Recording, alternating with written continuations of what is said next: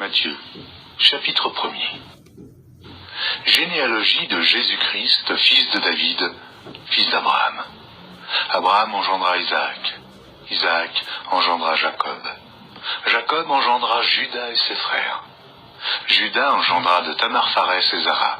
Pharès engendra Esrom. Esrom engendra Aram. Aram engendra Aminadab. Aminadab engendra Naasson.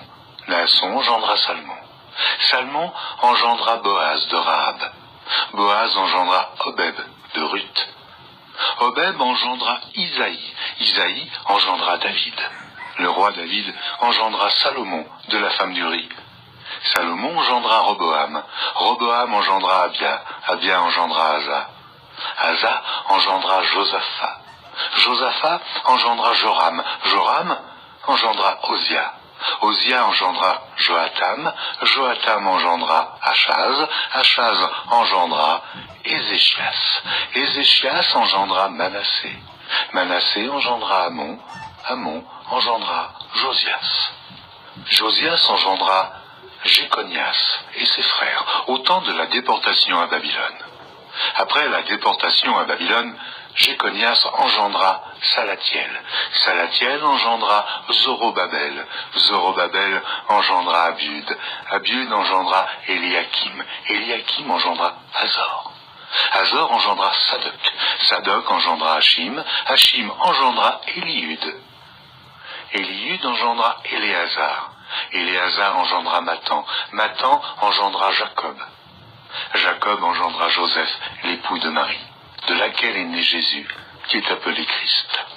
Il y a donc en tout 14 générations depuis Abraham jusqu'à David, 14 générations depuis David jusqu'à la déportation à Babylone, et 14 générations depuis la déportation à Babylone jusqu'au Christ. Voici de quelle manière arriva la naissance de Jésus-Christ.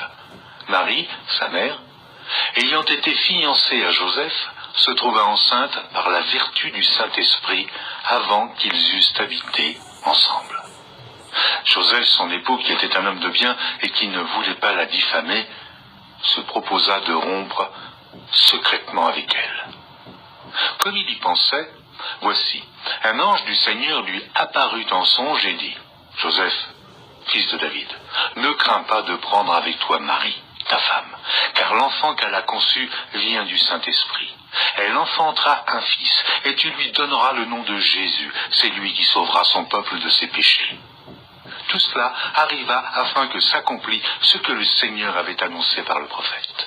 Voici, la Vierge sera enceinte. Elle enfantera un fils et on lui donnera le nom d'Emmanuel, ce qui signifie Dieu avec nous. Joseph, s'étant réveillé, fit ce que l'ange du Seigneur lui avait ordonné, et il prit sa femme avec lui. Mais il ne la connut point jusqu'à ce qu'elle eût enfanté un fils, auquel il donna le nom de Jésus.